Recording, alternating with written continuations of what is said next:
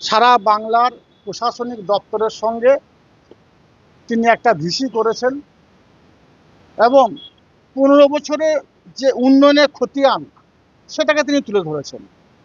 আপনি যেটা বলছেন সেই খতিয়ান তুলে ধরার সময় যে বিএলওরা অল্প দিনের মধ্যে এসআইআর করতে গিয়ে যারা মারা গেছে, যারা হসপিটালে ভর্তি আছে, তাদেরকে রাজ্য সরকারের পক্ষ থেকে আর্থিক অনুদান দেওয়ার একটা পরিকল্পনা তিনি নিয়েছেন, ঘোষণা তিনি করেছেন।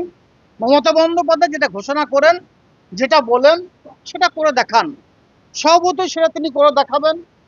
আর আপনারা যার সম্বন্ধে বলছেন বিজেপির কোনো একটা নেতা, আমার মনে হয় উনি টিআরপি বাড়ানোর জন্য বলছেন।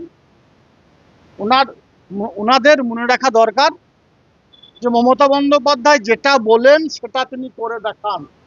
তিনি লক্ষ্মীর ভাণ্ডার দেবো বলেছিলেন, তিনি দিয়েছেন।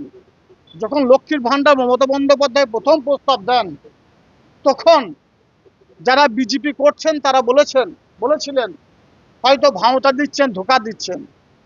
কিন্তু তারপরে কি দেখলাম 500 থেকে 1000, 1000 থেকে 1200 হয়েছে। তারপরও তিনি যে 95টি জনমুখী প্রকল্প বাস্তবায়িত করেছেন, একটিও প্রকল্প বন্ধ হয়নি। উপরন্তু কেন্দ্রীয় সরকার 100 দিনে কাজের টাকা বন্ধ করেছেন।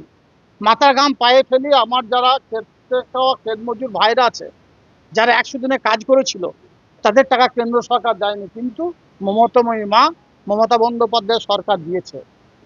আবাস যোজনার টাকা কেন্দ্র সরকার 4 বছর বন্ধ করে রেখেছে। যুক্তরাষ্ট্র পরিকাঠামো অনুযায়ী যার 60% কেন্দ্র সরকার, 40% রাজ্য সরকার দেবে।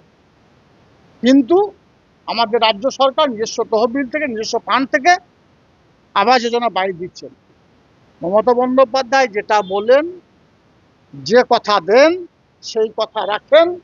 তাই মমতা বন্দ্যোপাধ্যায় যদি বলে থাকেন বা তিনি বলেছেন যে বিএলও যারা সুসাইড করেছে, যারা আত্মঘাতী হয়েছে, যারা ইলেকশন কমিশনের নামে লিখিতভাবে ইলেকশন কমিশনের জন্য আমরা এই পথ বাঁচতে বাধ্য হয়েছি, তাদেরকে যে সহায়তা হাত বাড়িয়ে দিয়েছেন, তিনি সহায়তা করবেন, এ বিষয়ে দ্বিমতে কোনো অবকাশ নেই।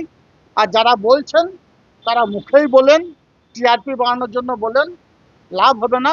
বাংলার মানুষ মমতা বন্দ্যোপাধ্যায়ের সঙ্গে ছিল, অভিষেক বন্দ্যোপাধ্যায়ের সঙ্গে ছিল, আছে, আগামী দিনেও থাকবে।